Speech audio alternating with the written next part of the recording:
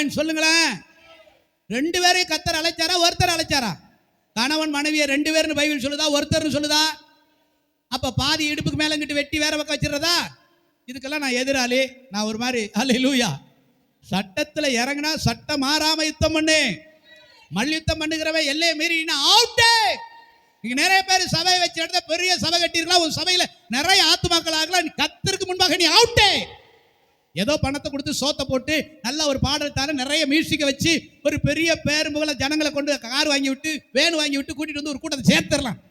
பணம் இருந்தா சோறு போட்டு கூட்டத்தை என்ன செஞ்சலாம். இன்னைக்கு இருக்கிற எல்லா ஜனமும் எந்த சபையில என்னடா கொடுக்குறானே ஒரு கூட்டம் இருக்காங்க. அல்லேலூயா. அதுக்குன்னே இருக்க எந்த கூட்டம், எந்த சபையில போய் நம்ம ஆசீர்வதிக்கப்படணும், பரிசுத்தப்படணும், நம்ம உத்தமமா வாழணும், நம்ம பரலோகத்துக்கு போகிற சபை பார்க்கணும் அப்படிலாம் கிடையாது. நான் அந்த சபைக்கு போனா எனக்கு என்ன கிடைக்கும் அப்படிங்கிற காலகட்டத்தில் வந்துட்டோம். அது மாதிரி தான் இப்ப நிறைய பெருகிடுச்சு. அப்போ இவைகளாலே ஜனங்கள் என்ன செய்யப்படுவார்கள்? வஞ்சிக்கப்படுவார்கள். அல்லேலூயா. அப்படி வஞ்சிக்கிற அந்த காலங்கிறது எப்படி ஊழியக்காரனை ஊழியக்காரன் எப்படி இருக்கானா, ஊழியக்காரன் போல எல்லாரும் பாஸ்டர் பைபிள் தான் இருப்பாங்க, எல்லாரும் பைபிள் தான் வச்சிருப்பாங்க, எல்லாரும் சபை தான் போட்டிருப்பாங்க, சபை தான் கட்டியிருப்பாங்க. கையை உயர்த்தி சொல்லுங்க. ஆனா ரொம்ப கவனமா என்ன செய்யணும், இருக்கணும். ஆமென் சொல்லுங்களேன். அப்ப ஜனங்கள் எதுல வஞ்சிக்கப்படுறாங்க அப்படின்னா, கள்ள உபதேசம், 2வது கள்ள தீர்க்க தரிசனம், 3வது கள்ள அபிஷேகம். அது அபிஷேகம் மாதிரியே இருக்கும், ஆனா அது ஆவியானவர் கிடையாது. தீர்க்க தரிசனம் சொல்லும், அந்த தீர்க்க தரிசனம் உண்மையாவும் இருக்கும்.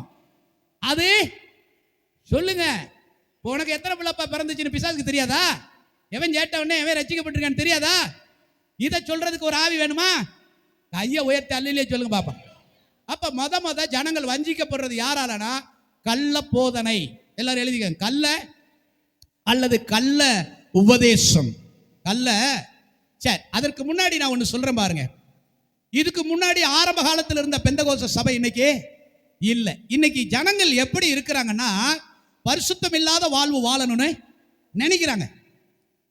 எந்த சகோதரிலாம் நகையை கலட்டினாலும் அவளை என்ன போட்டுக்கிட்டாங்க, நகையை போட்டுக்கிட்டா. அப்ப புறஜாதிக்காரன் கேட்கிறான், அன்னைக்கு ஒரு ஏசுனாதர் இன்னைக்கு ஒரு ஏசுனாதரா? போட்டா கல்லறை வரைக்கும் போட்டுக்கோ, கலட்டினா கல்லறை வரைக்கும் கலட்டு. அதனை இடையில மாற்றுறது. இப்ப ரொம்ப அறிவு கூடி போச்சோ, இல்ல அபிஷேகம் வளர்ந்துருச்சோ? இதுக்கெல்லாம் யாருன்னா பாஸ்டர் தான் காரணம். ஒரே நிலையில இருந்து போதனை பண்ணு.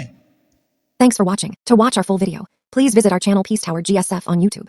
Do watch, share and subscribe.